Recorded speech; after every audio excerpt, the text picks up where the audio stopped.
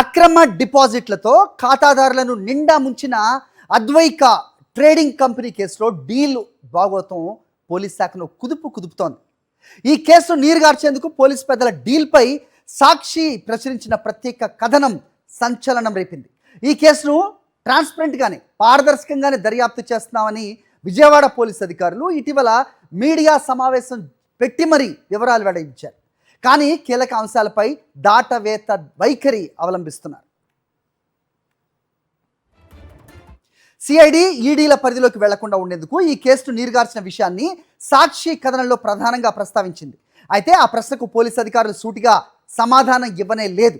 ఈ కేసులో బాధ్యులైన అందరినీ ఎందుకు నిందితులుగా చేర్చలేదు, దర్యాప్తు ప్రక్రియను ఎప్పటికప్పుడు న్యాయస్థానానికి నివేదించారా అనే అంశాలపై పోలీసు అధికారులు స్పందించనే లేదు.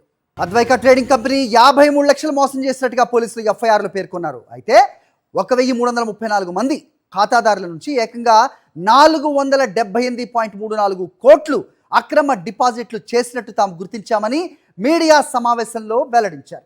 మరి అంత భారీ ఆర్థిక నేరానికి పాల్పడ్డట్టుగా పోలీసులు ఈ కేసులో అదనపు వివరాల కింద అధికారికంగా ఎందుకు నమోదు చేయలేదు?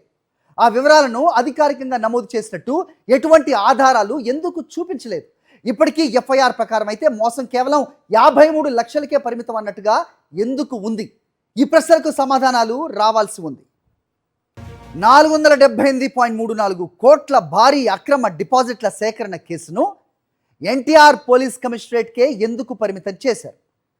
ఈ స్థాయి ఆర్థిక అక్రమాల కేసును సిఐడి కదా నివేదించాల్సింది. మార్గదర్శి ఫైనాన్షియర్స్ అక్రమ డిపాజిట్లు, అగ్రిగోల్డ్ కేసులను సిఐడియా విచారించిందన్న వాస్తవాన్ని విజయవాడ పోలీసులు ఎందుకు విస్మరించారు? ఈ విషయంపై డీజీపీ కార్యాలయం ఎందుకు దృష్టి సారించట్లేదు? ఈ ప్రశ్నలకు పోలీసులు సమాధానాలు చెప్పలేదు. ఈ కుంభకోణంలో పాత్రదారులైన 61 మంది ఏజెంట్లను గుర్తించినట్టుగా పోలీసు అధికారులు చెబుతున్నారు. ఇందులో 39 మందిని మాత్రమే నిందితులుగా చేర్చి మిగిలిన వారిని ఎందుకు సాక్షులుగా పేర్కొన్నారు? అద్వైక ట్రేడింగ్ కంపెనీ యజమానులు అందరినీ ఎందుకు నిందితులుగా చేర్చలేదు? ఈ ప్రశ్నలకు కూడా పోలీస్ అధికారులు వివరణ ఇవ్వనే లేదు. ఈ కేసులో 2 కీలక అధికారుల మధ్య విభేదాలతోనే ఈ వ్యవహారం బయటకు వచ్చిందని పోలీసు వర్గాలు చెబుతున్నాయి.